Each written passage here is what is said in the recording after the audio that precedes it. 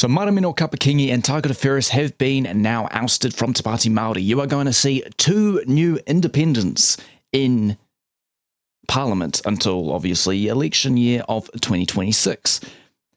Unless Te Pāti Māori enact the waka jumping law. It's something that I haven't really covered on because I'm not that I don't care about Te Pāti Māori. I think it's been overplayed so much because of this double standard, really, when it comes to more left-leaning parties and it comes to right-leaning parties, in my opinion, from my observations. So it's not something I've purposefully avoided. I think the recent podcast that I released, I didn't really say anything on the Monday segment, even though there was something there, because I already said what I wanted to say.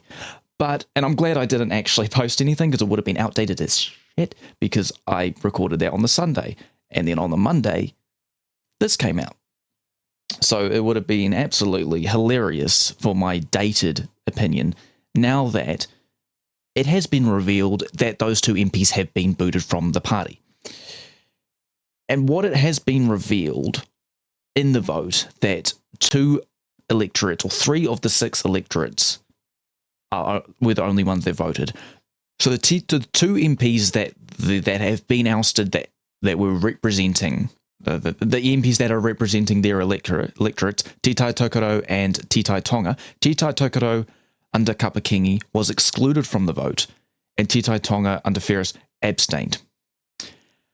For me, I'm not someone that fully understands the intricacies of Te Pāti Māori, and I'm not going to admit I do, okay? That's just, I'm not even too sure 100% that it takes a caucus vote to roll co-leaders.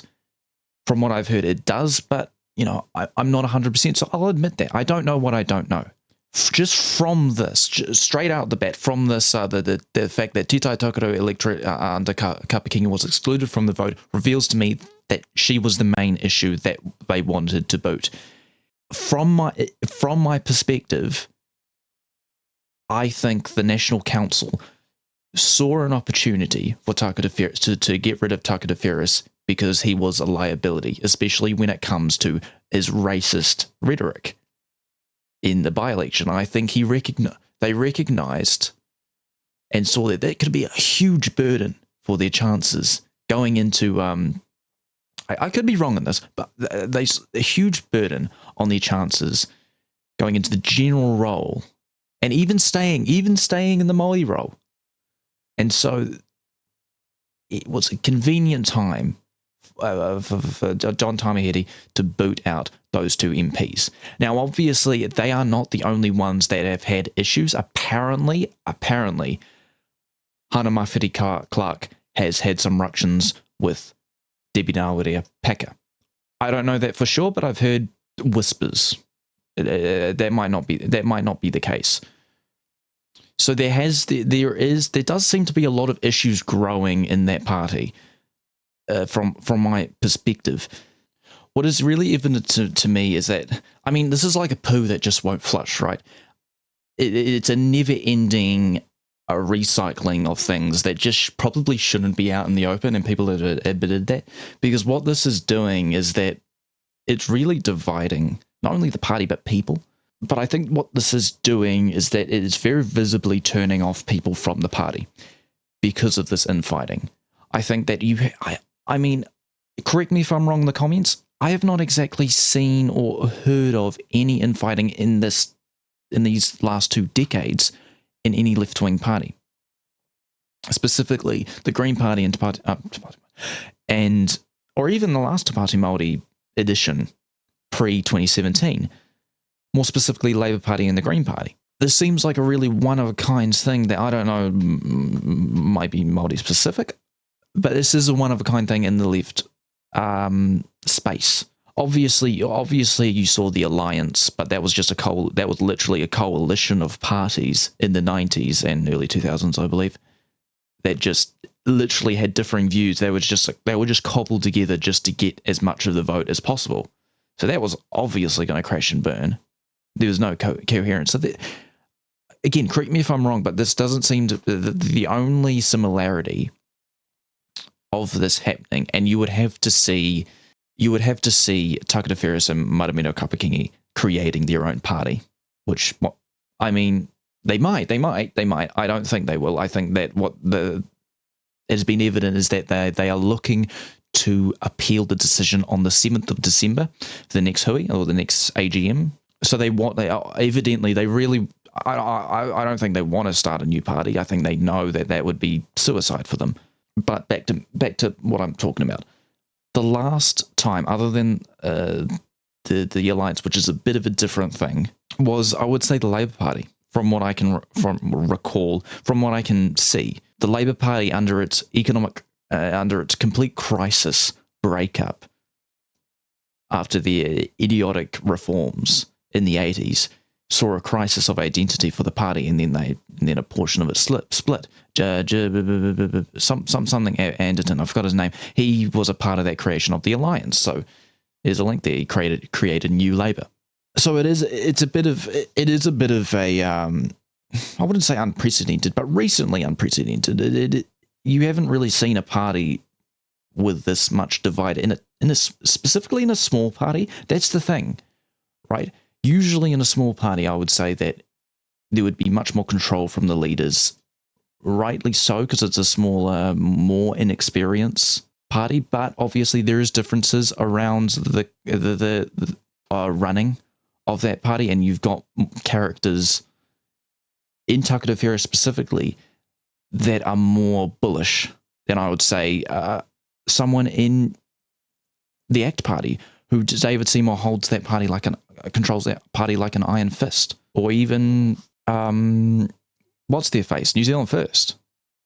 Even, I mean, the closest example, the Green Party, they have really ratted themselves. That's not a word.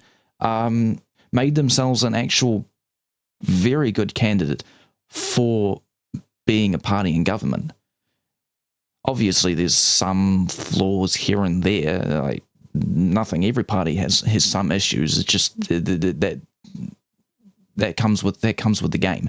And I know, and like that does just come. That comes with it. Every party will have issues, and it is not unique to Pāti Māori. I think what this is that you've seen a lot of parties in government and in opposition being whipped very, very well and whipped in line, not literally.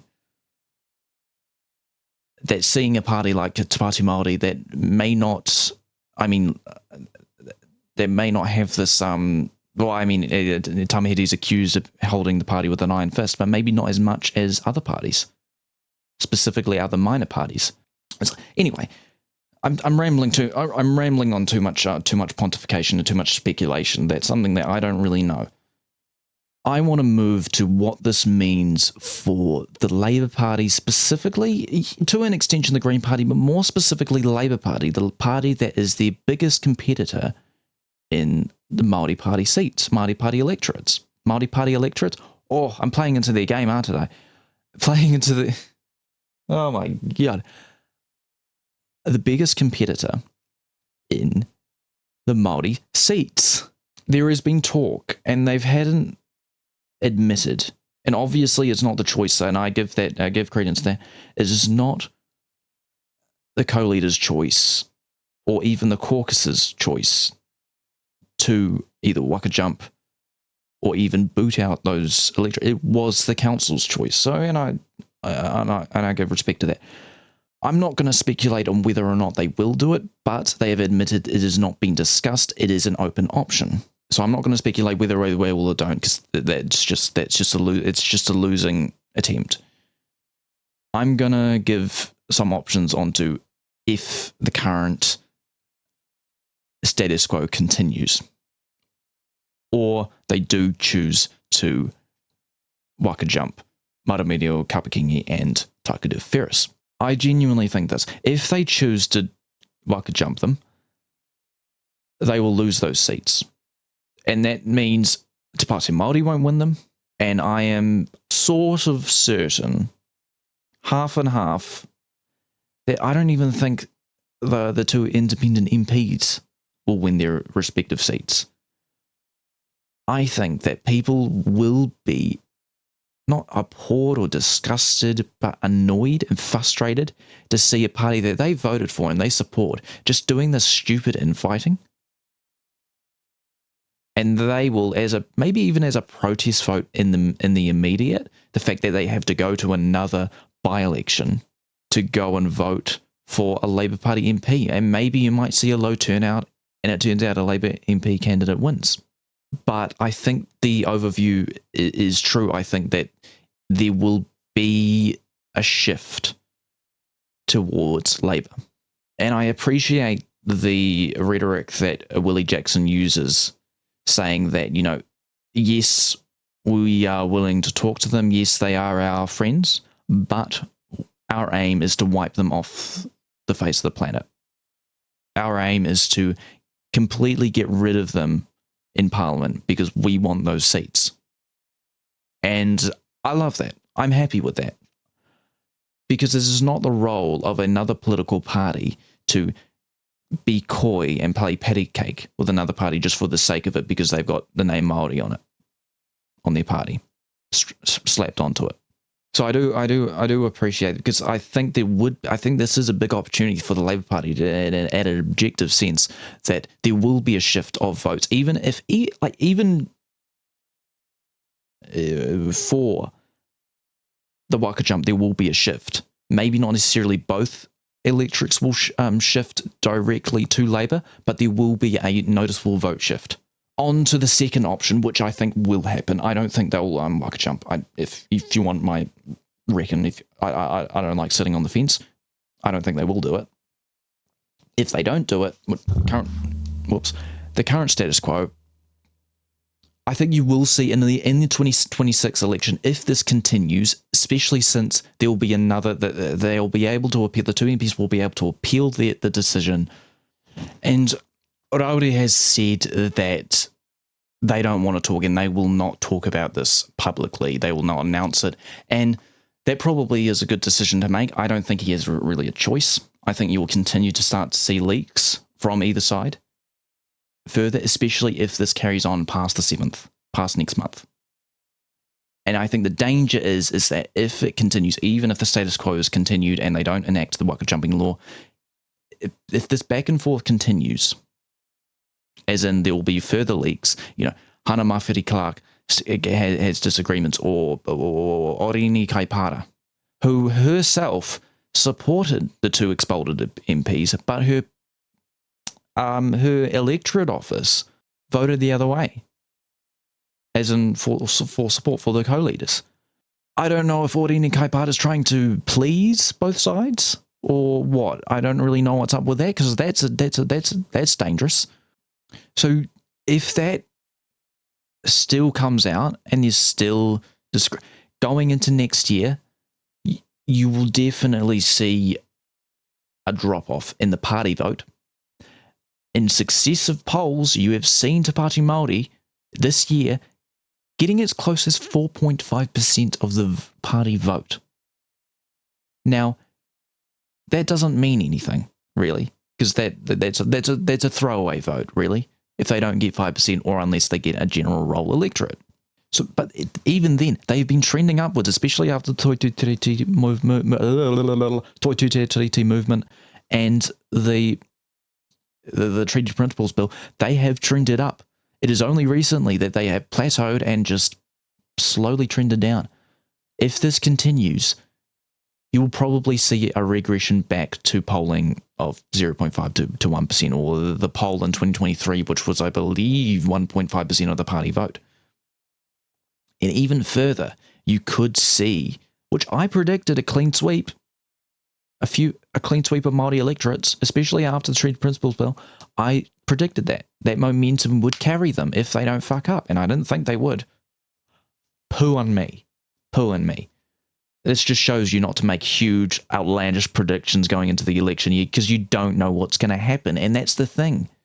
If they're not careful, they could lose all the ground they gained in 2023 like that. It's very easy to do so. Just ask the previous Labour government.